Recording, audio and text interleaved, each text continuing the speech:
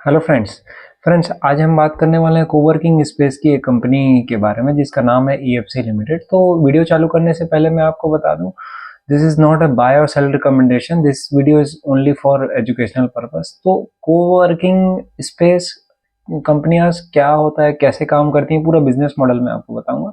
तो आइए देखते हैं ये ईएफसी लिमिटेड बेसिकली करती क्या है। देखिए, जैसे कोई लैंडलॉर्ड्स हैं जिसके पास बड़ी प्रॉपर्टीज है, प्रॉपर्टीज यानी कमर्शियल प्रॉपर्टीज जो रेंट आउट करना चाहती है, लीज में देना चाहती है, तो कोवर्किंग पार्टनर्स जो होते हैं वो पूरे के पूरी बिल्डिंग है, जैसे 10, 20, 15 हजार 50 हजार स्क्वायर फीट जो भी है वो लैंडलॉर्ड से लीज पे ले लेते हैं। और लीज एग्रीमेंट जो भी मान लो 5 साल 10 साल का, और उसके बाद ना वो उसमें वैल्यू एडिशन करते हैं। जैसे बिल्डिंग तो देखिए एज अ रॉ रहती है, उसके बाद जो कोवर्किंग जो कंपनियां रहती हैं उसमें इलेक्ट्रिकल का काम, प्लम्बिंग का काम, प्लस क्यूबिकल बनाती हैं और अलग अलग मतलब जो भी काम रहता है, फिट आउट्स, फर्नीचर्स एक्सेट्रा सब कंप्लीट करके फिर वो जो अदर कंपनियां हैं, ज़्यादातर कंपनियां टेक्नोलॉजी या फाइनेंस या बैंकिंग फील्ड से होती हैं, उन कंपनियों को रेंट पे देती हैं, वो सब लीज करती है। तो बेसिकली ये पैसा कैसे कमाती है, जैसे आप मान लीजिए 50 हजार रुपए में, फॉर एग्जांपल कुछ भी 50 हजार रुपए में इन्होंने बिल्डिंग ली, ठीक है, लैंडलॉर्ड से, और उसके बाद फिर उसमें जो भी है एक्सपेंसेस करके सब कंप्लीट करके, जो भी फिट आउट्स लग रहे हैं, इलेक्ट्रिकल, प्लम्बिंग और मैकेनिकल वर्क जो भी आप बोलो, फर्नीचर वर्क बोलो, वो सब कंप्लीट करके फिर ये अदर जो स्टार्टअप्स हो गए या बड़ी कंपनियां से, फॉरेन की काफ़ी बड़ी बड़ी कंपनियां जिनकी क्लाइंट्स हैं, उनको ये कोवर्किंग में मतलब जो पूरी बिल्डिंग है ना उसमें पर सीट के हिसाब से ये चार्ज करती हैं। मतलब किसी कंपनी को 10 सीट लगा, किसी कोई छोटी कंपनी है तो उसको 2 4 5, एक दो कोई फ्रीलांसर, कोई स्टार्टअप है 2 4 लोग काम करना चाहता है तो 2 4 लोग काम करते हैं। और कोई बड़ी बड़ी जैसे गूगल जैसी बड़ी बड़ी कंपनियां भी आजकल ऐसे ही कोवर्किंग स्पेस में ही अपना मतलब ऑफिस सेटअप कर रही हैं, क्योंकि आके मतलब नई जगह पे तुरंत ऑफिस सेटअप करना प्लस इतना मतलब इतनी लागत लगा के आप बोल लो नॉर्मल भाषा में, वो पॉसिबल नहीं है। कोई भी अगर स्टार्टअप चालू कर रहा है या कोई भी, जैसे अमेजोन को कुछ काम है, उसने कोई प्रोजेक्ट लॉन्च किया और उसको 50 लोगों की टीम को बैठानी है, तो उसके लिए वो लैंड खरीद के बिल्डिंग तो नहीं बनाएगा, ऑब्वियस है रेंट पे ही लेगा। सभी बड़ी कंपनी ऐसे ही काम करती हैं। तो ये कंपनी क्या करती है कि अलग अलग स्टार्टअप्स को और जो बड़ी कंपनियां हैं उनको सबको ऐसा कोवर्किंग स्पेस क्रिएट करके देती है, अलग अलग क्यूबिकल्स, और उनको पर सीटिंग के बेसिस पे चार्ज करती है। तो जैसे आप मान के चलिए 50,000 रुपीज़ में इन्हें, जो एग्जांपल मैं आपको बता रहा था, 50,000 रुपीज़ में अगर इन्होंने को बिल्डिंग ली है और 80 या 90,000 ये चार्ज कर रही है टोटल, सब सीट मिला के जितनी भी जो भी सीट कैपेसिटी, तो जो बीच का जो डिफरेंस अमाउंट है बेसिकली वही इनकी मार्जिन रहती है। उसी से ये सिंपल लेमैन भाषा में बोलो तो पैसा कमाती है। तो अब एक तो हमने ये जाना, और दूसरा अभी हम, आप देखोगे इस सेक्टर में भयंकर मतलब भरपूर बहुत बहुत फास्ट सेक्टर टेलमेंट्स हैं। सेक्टर टेलमेंट्स हम किसको बोलेंगे, जब आप, जब सेक्टर की जो बड़ी बड़ी कंपनियां है या जो टॉप मेजर जिनके पास मेजर मार्केट शेयर है वो अगर बहुत तेजी से ग्रो कर रही है तो सेक्टर टेलमेंट्स, तो इस सेक्टर में जो भी कंपनी जैसे ईएफसी है, कॉन्टोर करके है एक, और एक AWFIS है, तो वो सभी कंपनियां बहुत तेजी से 50 60 100% तक भी ग्रो कर रही है। मतलब जो दो छोटी कंपनियां हैं ईएफसी और कॉन्टोर, तो 80 और 80 और 100% से ग्रो कर रही है, और EWFIS थोड़ा उसका मार्केट कैप बड़ा है, वो भी 30 40% के आसपास से ग्रो कर रहा है। तो सेक्टर टेलविंड्स हमको क्लियर विजिबल है इस ट्रेंड से। उसके बाद जैसे मैंने बिजनेस मॉडल आपको बता दी, ये ऐसे ऐसे पैसा कमाती है।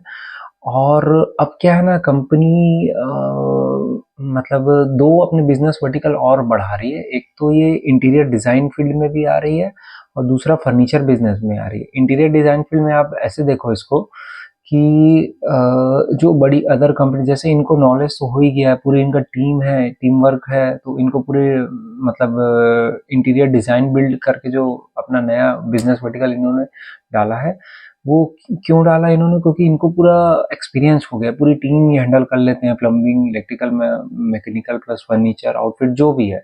तो अदर जो कंपनीज को भी जरूरत रहता है अपना ऑफिस सेटअप करने का, प्लस इनका बहुत अच्छा एक्सपीरियंस भी हो गया है कि तो मैक्सिमम यूटिलाइजेशन के हिसाब से ये सब में हमको यही देखना पड़ता है कि पर स्पेस को हम मैक्सिमम कैसे यूटिलाइज कर सके। तो कंपनी का अच्छा खासा एक्सपीरियंस हो गया, तो उसने ये वर्टिकल में भी एंटर किया, और अभी हाल रिसेंटली में, हाल फिलहाल में फर्नीचर मैन्युफैक्चरिंग बिजनेस में भी ये एंटर कर चुके हैं। तो इनका ग्रोथ का गाइडेंस भी अच्छा है दोनों नए बिजनेस वर्टिकल में। जैसे फर्नीचर बिजनेस में ये बता रहे हैं कि 50 to 70% से ग्रोथ आएगी, और 50-70% से इंटीरियर डिजाइन बिल्ड वाले में भी इनकी ग्रोथ आएगी, इनका गाइडेंस है। तो ऑलमोस्ट ये कंपनी मान के, मतलब इनका जो गाइडेंस रहा बहुत अच्छा रहा, 80 to 100% का FY25 में ग्रोथ रहेगी।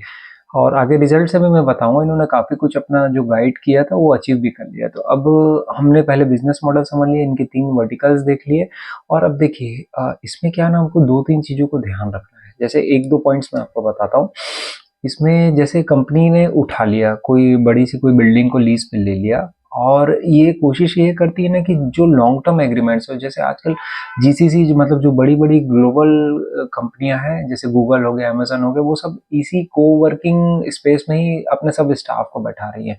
तो अगर इसने कोई कंपनी को, कोई बिल्डिंग को 5 साल 10 साल के लिए लीज पे लिया है, और अगर इसका लॉन्ग टर्म एग्रीमेंट हो जाता है बड़ी कोई कंपनी से, गूगल से या अमेजोन से, तो इसके लिए तो मतलब वो सोने पे सुहागा है।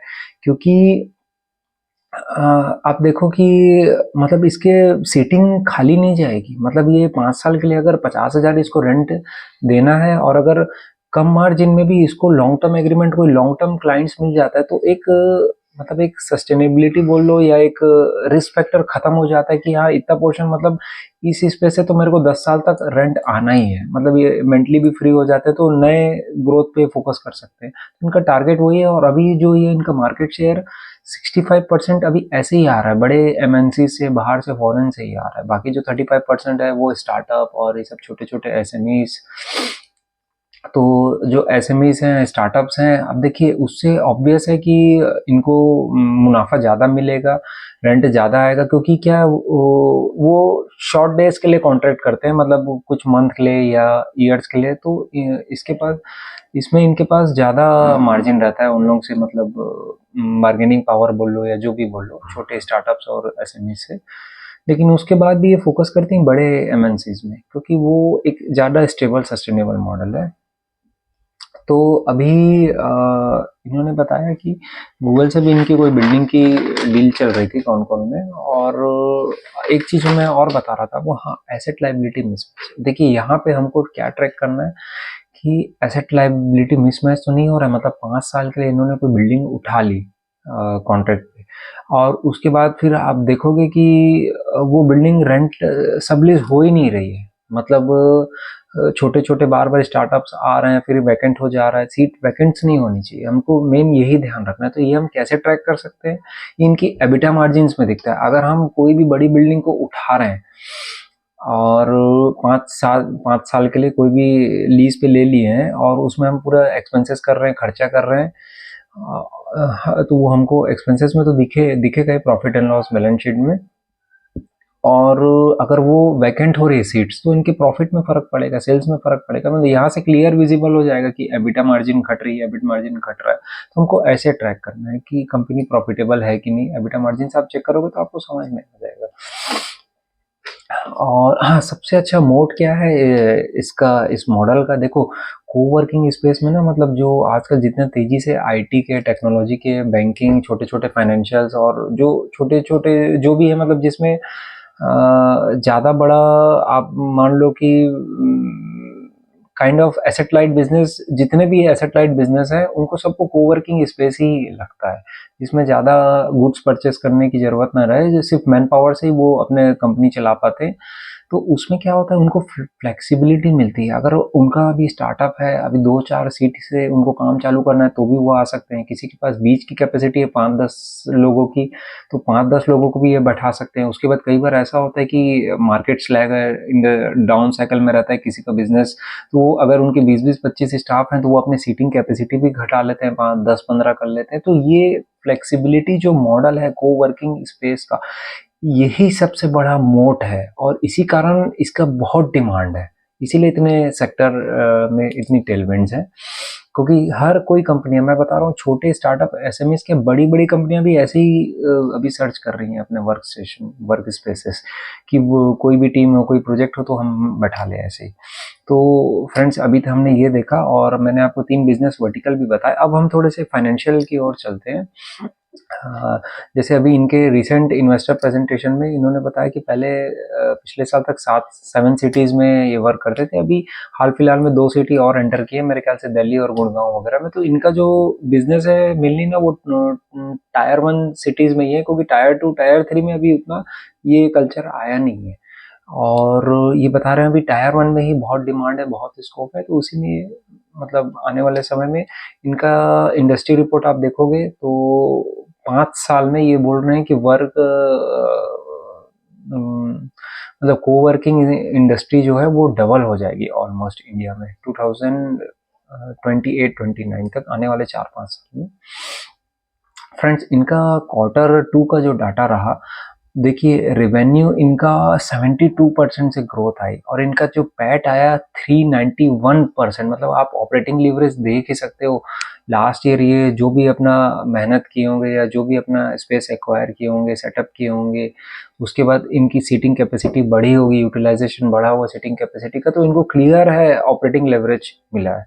तो फ्रेंड्स, एक तो ये हो गया और दूसरा इन्होंने बताया कि अभी फर्नीचर बिजनेस में भी इनकी बहुत स्ट्रेटेजिक पार्टनरशिप्स चल रहे हैं इनके बड़े पूरे ब्रांड आउटलेट से, और जितने भी मतलब पैन इंडिया में अपना नेटवर्क बढ़ा रहे हैं।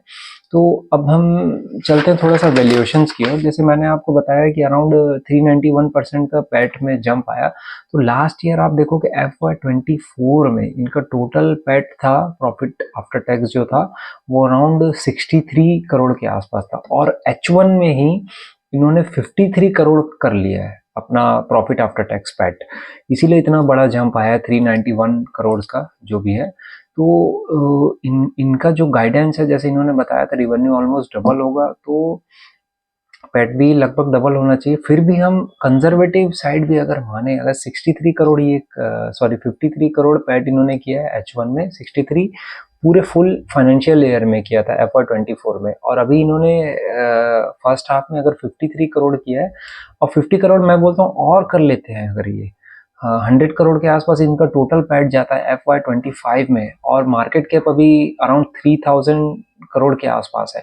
तो आप देखो कि पीई इसका आ रहा है, मतलब मार्केट कैप टू अर्निंग्स आ रहा है, पीई रेशियो अराउंड 30 के आसपास, मतलब 25 to 30 के बीच आप मान लो। तो आप देखो कि हम वैल्यूएशंस को हमको ऐसे ही देखना है कि पीई उसका क्या चल रहा है और अर्निंग्स ग्रोथ कितनी आ रही है उसकी। हमको बैक में नहीं जाना, स्क्रीनर में हमको डाटा नहीं देखना है कि स्क्रीनर में हमेशा ना ट्रेलिंग 12 मंथ का पीई दिखाएगा, इसलिए हम कंफ्यूज हो जाते हैं, हम कोई स्टॉक नहीं परचेस कर पाते हैं, हमको समझ में नहीं आता कि कितना अपॉर्चुनिटी है, लिक्विडेटिव है, या जो भी डील है। हमको अभी हम देख रहे हैं FY25 के हिसाब से, फॉरवर्ड FY25 मल्टीपल के हिसाब से 30 के आसपास अराउंड आ रहा है, हायर साइड एकदम कंजर्वेटिव होके मैं बता रहा हूँ, और 80 to 100% का ग्रोथ इंजन है, मतलब सेल्स ग्रोथ इसका, ये खुद इन्होंने गाइडेंस भी दी है 80 to 100% से ग्रो करेंगे। तो प्रशांत, तो फ्रेंड्स, हमको ऐसे ही देखते रहना है, हमको ऐसी अपॉर्चुनिटीज फाइंड करनी है कि कितना तेजी से ग्रो कर सकती है आने वाले कुछ सालों में, और इस ईयर कंपनी का क्या गाइडेंस है, और करंट मार्केट कैप पे हमको देखना है कि फॉरवर्ड में क्या मल्टीपल है, किस किस मल्टीपल में हमको अभी मिल रही है कंपनी। तो फ्रेंड्स, एक बार फिर से, this video is only for educational purpose, कि कैसे आप अपॉर्चुनिटीज फाइंड आउट कर सकते हैं और कैसे डील्स में हमको पैसा लगाना चाहिए, और इसको कोई बाय या सेल रिकमेंडेशन ना लें, क्योंकि बहुत सारे और भी फैक्टर्स होते हैं, हमको कंटिन्यू ट्रैकिंग करना पड़ता है कि क्या चल रहा है कंपनी में, कैसा क्या है। तो please don't take it as an investment advice. Thank you friends, मिलते हैं नेक्स्ट वीडियो में। जय हिंद।